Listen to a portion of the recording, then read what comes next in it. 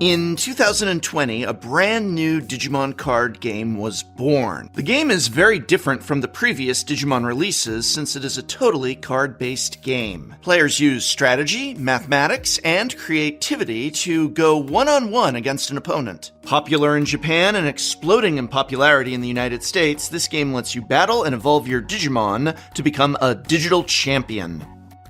When the Digimon anime rebooted in 2020, Bandai rebooted the Digimon card game as well, greatly overhauling and improving the rules and style of play to provide a new and evolved Digimon card game for players to battle one another in. In this video, I will teach you how to play this game in about 15 minutes. The goal of Digimon is to wear down your opponent's defenses and make a direct attack to win the game. This is done by attacking the security stack. 5 random face-down cards you set up at the start of the game with Digimon you play and evolve. Each time the security stack is attacked, it loses 1 card. To win the game, you need to remove all 5 cards in the security stack, and take one final swing at your now defenseless opponent. So how do you get your Digimon ready, evolved, and out on the field? It all comes down to memory. The resource you use to play the game is called memory. The memory gauge is like a number line where you are positive and your opponent is negative. When you play a card, it has a memory cost. On your turn, when you play a card, you pay the memory cost located in the top left corner of the card. There is a cost for hardcast, and sometimes a cost for Digivolution. Whichever cost you pay, you will move the gauge towards your opponent's memory by that amount. Your turn ends when the gauge passes 0 and all of your Digimon effects resolve. This will leave your opponent with at least 1 memory. If you choose to end your turn before the memory gauge passes 0, you can pass your turn, which will automatically set your opponent's memory to 3. When you play cards that take you past 0, you are giving your opponent more memory to spend on their turn. For example, let's say you start your turn with 1 memory, and you decide to play Agumon, which has a play cost of 3. You would play the card and move the memory gauge a total of 3 spaces, going from 1 on your side to 2 on your opponent's side. When this happens, the memory counter passes 0, ending your turn, and leaving your opponent with 2 memory to play with. If you play a higher cost card, like a Were Garurumon, for 7 on your turn instead, you would move the memory gauge over 7 spaces towards your opponent. That would end your turn and give your opponent 5 extra memory that they could spend on theirs. Some strategies involve leaving your opponent with as little memory as possible. This is called memory choking. However, in some cases, using a lot of memory may not be a bad thing. It'll be up to you to decide which strategy is best for your circumstances. You play the Digimon card game with a 50-card deck that is made of Digimon cards, option cards, and Tamer cards. Digimon cards are your creatures, and you will use these to attack your opponent, and to defend your security cards. In the top left corner, you can see how much memory it will cost to play Digimon directly. Below the memory cost, you will often see a Digivolve cost. This is the memory required to Digivolve with this card, which is usually less than playing a creature directly. This will also show you the color and level your existing Digimon must be to Digivolve with this card. You can see the level and color of your Digimon here and here. In the top right, you can see the DP, or digital power, of your Digimon. When Digimon battle, the Digimon with the highest DP value will win. If an effect reduces this number to 0, your Digimon will be deleted and moved to the trash. Option cards are cards that you can play anytime during your main phase. To play an option card, you need to have at least 1 card on the field that is the same color as your option card. Tamer cards can also be played during your main phase. They stay on the battlefield to have a permanent effect as long as the card remains. All of these cards may also have security effects. These are effects you can use when the cards are revealed as part of the security stack. You can't get these effects when you play the card from your hand, only when an opponent attacks your security and the card is flipped over. The security effect will trigger without paying its memory cost. For example, Hammer Spark. If your opponent was at 0 memory and they attacked security, revealing this card, it would actually end their turn, as it would put you at 2 memory. Once the effect resolves, the card from security will go into your trash. In addition to your 50-card deck, you may also have an egg deck that has 1 to 5 Digitama cards. Cards that are used for the egg deck have a different back. They do not count towards your 50-card deck and are placed in a different spot in your play area. To start a game of Digimon, each of you need your 50-card deck, your egg deck if you choose to have one, and a memory tracker. Then, after you shuffle your deck, take off the top 5 cards and put them face down without looking at them. This is your security. Your opponent will need to get through this to win the game. Next, you will decide who will go first and draw your first hand of 5 cards. In official rules, whoever wins rock, paper, scissors automatically goes first. There are no mulligans in Digimon, so the hand you get is what you get. The player who goes first doesn't draw on their first turn. Put the memory to 0 and you are ready to begin. There are 4 phases in Digimon: the unsuspend phase, the draw phase, the breeding phase, and the main phase. Like many other card games, when you attack or block with a Digimon,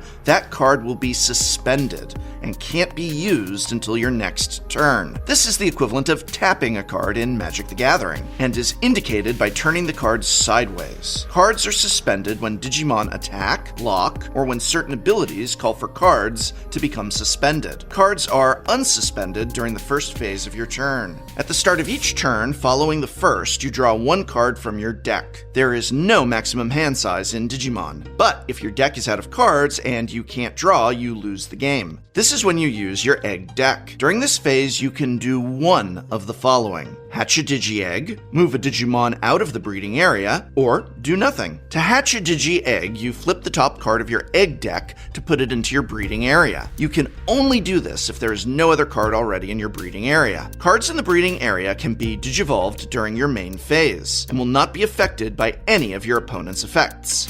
Digimon that are digivolved in the breeding area do not trigger any when digivolving effects. For example, if your opponent digivolved into a Beelzemon and you only had a Gabumon in your breeding area, it would not be able to be deleted by Beelzemon's when digivolving effect. If you have a Digimon that is at least level 3, you can use the breeding phase to place your Digimon into the battle area. Digimon moved to the battle area this way are not considered being played. This means they can attack or block right away, and they don't trigger any on-play effects. You can only do one thing during the breeding phase, so you cannot hatch a Digimon and move it into the battle area on the same turn. Most of the action in Digimon takes place during the main phase. During this phase, you can do as many of the following as you like, in any order. Play Digimon in the battle area, digivolve Digimon in either the battle area or the breeding area, play Tamer cards, play option cards, attack your opponent. The only limit here is your memory, so the strategy revolves around how much you are able to do on your turn without giving your opponent the upper hand. Let's look at each of these options so you can really understand how this works. You can play Digimon directly into the battle area if you can pay the memory cost. Digimon can't attack or block the first turn they are played. Evolving your cards in Digimon is really interesting. Unlike in a game such as Pokemon, any higher level Digimon can digivolve a lower level Digimon, assuming the conditions are met. First, the card needs to be the same color. Blue cards can only evolve into other blue cards, red cards into other red cards, etc. Some cards will have more than one color that they can digivolve on, as seen with Chaosmon. Second, the card needs to be at a high enough level to be digivolved by the new card. You can see the level and cost for the Digivolution on the left, just below the cost to play the Digimon directly. You can see here on Chaosmon that it costs 15 memory to play directly, but only 6 to digivolve with it. You can also see the conditions here. In this case, the card you are digivolving needs to be either green or black, and level 6. Generally speaking, evolving a Digimon is much less expensive than playing a powerful Digimon directly into the battle area. You can digivolve Digimon both in the battle area and in the breeding area. When Digimon evolve into a higher level, they gain the inherited effects of the card below it. For example, Aerovedramon has the inherited effect of your turn. When this Digimon becomes unsuspended during your main phase, it gains jamming. When you digivolve a level 6 on top of this Digimon, it gains all the inherited effects below it. Effects that are not inherited are lost when you digivolve on top of it. So if you digivolved on top of Kabuteramon, its blocker ability would be lost. This is effective immediately upon digivolving. Make sure to keep this in mind when leveling up your Digimon, and as always, reading the card explains the card.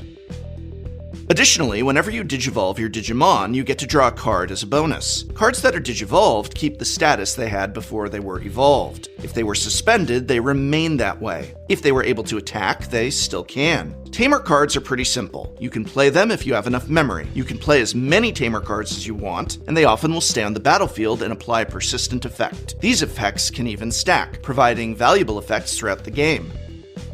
For example, TK has a start of your turn effect that automatically sets your memory to 3 if you have 2 or less. If you also had another Tamer in play, such as Sora and Joe, you gain an additional 2 memory if your opponent meets the start of your turn conditions, setting you to 5 memory. Option cards are a little different. To play an option card, you must already have at least one Tamer or Digimon card on the battlefield that has the same color as the option card you want to play.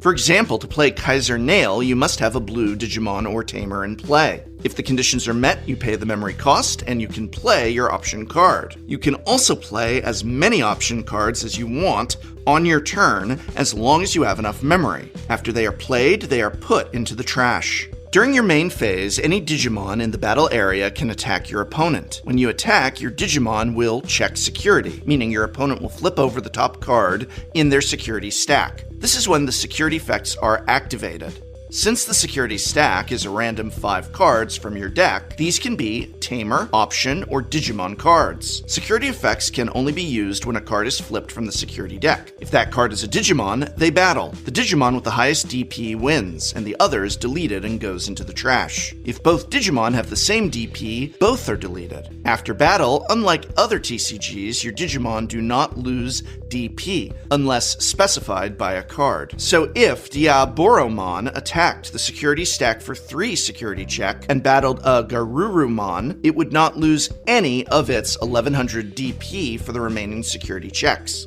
After battle, any card checked from the security stack, whether it wins or loses the battle, is put into the trash. You can attack with as many Digimon as you like during your main phase. Each attack will happen one at a time, so you will not attack with 3 Digimon at once. First, you attack with your first Digimon, the battle resolves, and then you can attack with your next, as long as your memory remains above 0. Again, eliminating your opponent's security is key to winning the game. It must be noted, if you attack with a Digimon, it becomes suspended. This Digimon does not unsuspend until the start of your next turn. Some cards are blockers, such as Devimon. Cards that are blockers are the only cards that can block an attack. To block with a blocker card, your Digimon must be unsuspended. You will suspend your blocker to redirect an opponent's attack to the blocking Digimon. These Digimon then do battle. The Digimon with the highest DP will win, and the losing Digimon will be deleted. You may only block with one Digimon at a time. You cannot double block. Be careful with your blockers. They are a tremendous asset for protecting yourself, your security stack, and other Digimon you may want to keep in play. Also keep in mind that your Digimon may lose blocker if it is digivolved. The last phase of your turn is the end of turn. As previously stated, you can end in 2 ways. Your memory gauge can move past 0, or you can pass the turn before this happens. If you pass the turn before your gauge passes 0, your opponent will automatically start with 3 memory, no matter what the memory gauge was at before. In order to win the game, you will need to remove all of your opponent's security and take one final swing to finish them off. Will you be a digital champion? If you would like to try out playing Digimon, there is a tutorial app available for free through Google Play and the App Store. This app will teach you the basics of Digimon, but it isn't a complete game. You can also go to the Digimon Card Game website for the complete rulebook. I'll put a link to these resources in this video's description. I hope very much this video has been of some help to you. You can help me out a lot just by remembering to subscribe, ringing that bell, hitting the like button, of course sharing with a friend, or leaving a comment. What game would you like to learn how to play next? Let me know in the comments below.